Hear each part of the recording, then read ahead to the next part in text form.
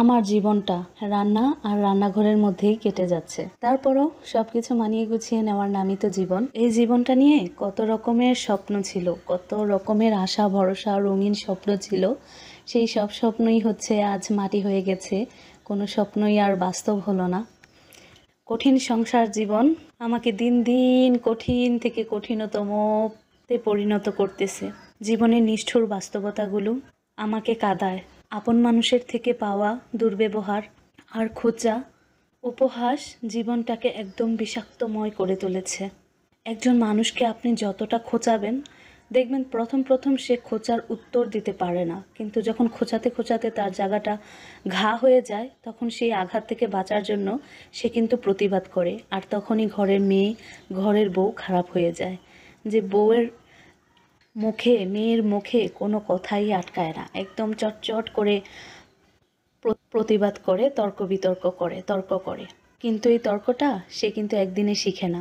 এই তর্কটা করতে তাকে বাধ্য করে পরিবার, সমাজ, আশেপাশেরই আপন মানুষজন। আসসালামু আলাইকুম everyone, welcome back to Swarnayan Shahin blogs. I hope আপনারা সবাই ভালো আছেন। নতুন দিনের নতুন আরও একটি ব্লগে আপনাদের সবাইকে ওয়েলকাম করছি। আমার না কোনো কিছু অপচয় করতে খুবই খারাপ লাগে। সেটার দাম থাকুক বা না থাকুক, মূল্যবান হোক বা অমূল্যবান হোক, কিন্তু কোনো কিছুই আমার নষ্ট করতে ভালো লাগে না, অপচয় করতে ভালো লাগে না। আমাদের ঘরের পাশের এই জায়গাটাতে এই যে কচু শাকগুলো আমি 4 বছর আগে ওই আমাদের পাশের জায়গা থেকে তুলে এনে কয়েকটা কচু গাছ লাগিয়েছিলাম। তারপর থেকে কিন্তু প্রত্যেক বছরই এই জায়গাতে সারা বছরই কচু শাকগুলো হয়। আর 1 মাস 1.5 মাস পর পর দেখা যায় যে কেটে রান্না করে ফেলি। 1 মাস 1.5 মাস পর পর মানে খাওয়ার আন্দাজ আগেই হয়ে যায়, খাবো করতে করতে আর খাওয়া হয় না। তো ক্ষেতের পুঁই শাকগুলো কিন্তু অনেকটা বড় হয়ে গিয়েছিল। তো পুঁই শাকগুলো প্রথমে তুলে নিলাম, তারপর কিন্তু কচু শাকগুলো তুলে নিয়েছি। এখানে যে ঠিক কী পরিমাণ কচু শাক আছে, কী পরিমাণ কচু শাক যে কাটছি, সেটা আসলে ভিডিও দেখে হয়তো আপনারা বুঝতে পারতেছেন না। বড় বড় 2টা বালতি। তারপর যে পাতাগুলো নিয়েছি কচু শাকের, এই পাতাগুলো কিন্তু খেতে আরও বেশি মজা। তো এগুলো না আমার ফেলে দিতে একদমই মন চায় না। আমার এত কষ্ট হচ্ছিল কাটতে শাকগুলো, তারপরও আমি শেষ পর্যন্ত প্রত্যেকটা শাক কাটার চেষ্টা করেছি। একদম শাকগুলো কাটতে 3 ঘন্টার ওপরে সময় লেগেছে। এর মধ্যে প্রথম 2 ঘন্টা আমি একা কেটেছি, তারপর আমার মা এসে আমার সাথে কেটে দিয়েছে। দুজনে মিলে লাস্টের 1 ঘন্টা কেটেছি। তো তারপরও আমার ফেলে দিতে ইচ্ছে করে নাই। মানে এত মায়া লাগে, এত সুন্দর শাকগুলা। আর এই কচু শাকগুলা খেতেও অনেক অনেক মজা।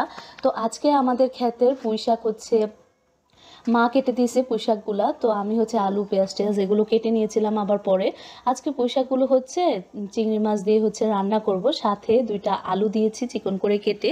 ওই যে আমাদের ক্ষেতে আলু হয়েছিল, গোল আলু। আলুগুলো কিন্তু এখন 4 মাসের মতো হয়ে গিয়েছে। এখন কিন্তু একটু দাগ দাগ পড়ে যাচ্ছে আলুগুলোর ওপরে, নষ্ট হয়ে যাবে যদি না খাই। আর পুঁই শাক এমনিতেই কচি, তো একদম উনে অল্প হয়ে যাবে, এই জন্য পুঁই শাকের সাথে কয়েকটা আলু দিয়েছিলাম। আর আজকের এই দিনটা এত গরম ছিল, তো আমার কাছে খুব ইচ্ছে করছিল যে মিষ্টি আলু দিয়ে একদম বেশি করে কাঁচা আম দিয়ে পাতলা করে একটু টক রান্না করি। তো মিষ্টি আলু কিন্তু অল্প পানিতে সিদ্ধ হয়ে যায়, আর বেশি পানি দিলে সিদ্ধ হয় না।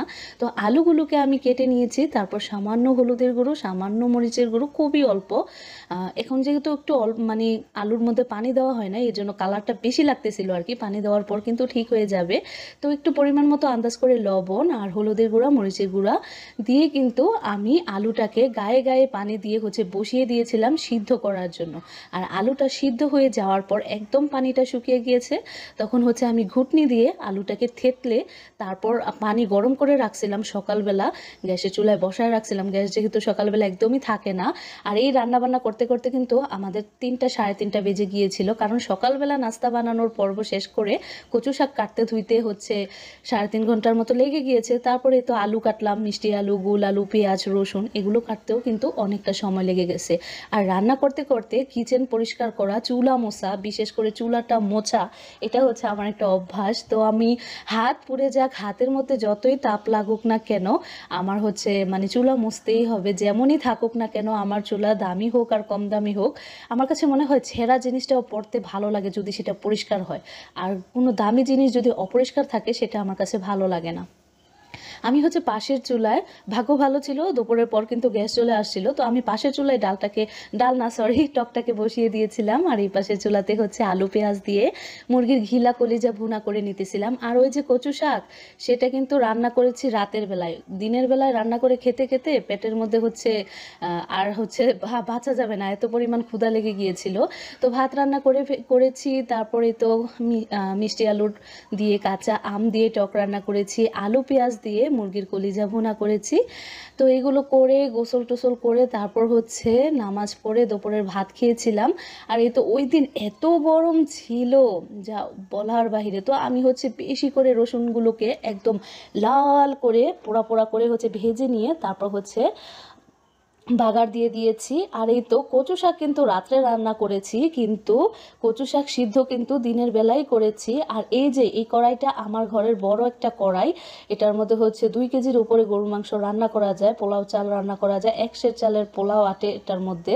তো এই যে বড় ভোলটার মধ্যে হচ্ছে আমি শাকগুলোকে হচ্ছে ধুয়ে রেখেছিলাম। তো এখন হচ্ছে আমি 2 চুলাতে বসাই দিছি। তো এক চুলা থেকে হচ্ছে আমি হাঁড়িতে করে হচ্ছে কচু শাক আনছিলাম বসানোর জন্য। তারপর দেখলাম যে সকালবেলা ডাল রান্না করেছিলাম রুটি দিয়ে খাওয়ার জন্য, সেই ডালটাকে হচ্ছে গরম করে নিয়েছি।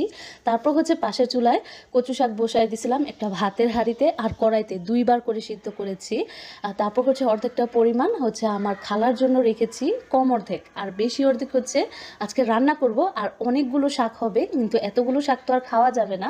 তো এখন হচ্ছে প্রচণ্ড গরম, তো আমি হচ্ছে জিরা হচ্ছে ভেজে নিয়ে হচ্ছে ফাঁকি করে নিতেছি, কারণ জিরার গুঁড়া নেই। কচু শাকে কিন্তু জিরার গুঁড়া দিতেই হবে, এজন্য হচ্ছে আমি আগেই কড়াইয়ের মধ্যে জিরাটা ভেজে ফাঁকি করে নিচ্ছিলাম।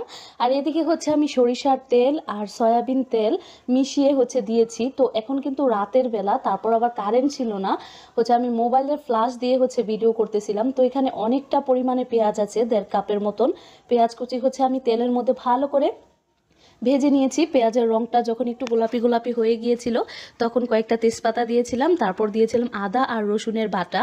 আদা রসুন বাটা দেওয়ার পর আমি হলুদের গুঁড়া মরিচের গুঁড়া দিয়েছি একটু কম, কারণ কচু শাকটা মিষ্টি মিষ্টি খেতেই কিন্তু ভালো লাগে। তো আমি পরিমাণ মতো হলুদের গুঁড়া মরিচের গুঁড়া তারপর পরিমাণ মতো লবণ দিয়ে ভালো করে কষিয়ে নিচ্ছিলাম। আর কচু শাক মানেই কিন্তু গরুর মাংসের মশলা, গরুর মাংসের মধ্যে যা যা মশলা যায় কচু শাকের মধ্যেও কিন্তু তাতা মশলাই যায়, শুধু একটু বেশি করে রসুনটা দিতে হয় এক্সট্রাভাবে। তো আমি হচ্ছে 4-5টার মতন দেশি রসুন একদম বেটে নিয়েছি। তো দেখতেই পেয়েছেন মশলাগুলো, অন্যান্য মশলা ভালো করে কষিয়ে তারপর রসুন বাটাটা দিয়ে হচ্ছে ভালো করে কষিয়ে নিলাম। আর এখন কিন্তু আমি কচু শাকগুলো দিয়ে দিছি। আর এই কড়াইটা কিন্তু অনেক বড়, তো আমি সমস্ত মশলাগুলো কষিয়ে নিয়ে কচু শাকটা হচ্ছে নেড়ে চেড়ে রান্না করে নিতেছি। আর এদিকে জিরার ফাঁকি হয়ে গিয়েছে, গুঁড়া হয়ে গিয়েছে, তো আমি হচ্ছে বয়ামে ভরে নিচ্ছি। তো আমার আজকের ব্লগটি ছিল এই পর্যন্তই। জানি না কারা শেষ পর্যন্ত এসেছেন ভিডিওর একদম শেষ অংশে, যারা এসেছেন আপনাদেরকে অসংখ্য ধন্যবাদ। প্লিজ আমার চ্যানেলটি সাবস্ক্রাইব করে যাবেন যদি আমার কথা বা কাজ আপনাদের কাছে ভালো লাগে। আল্লাহ হাফেজ, আজকে এই পর্যন্তই, সবাই ভালো থাকবেন।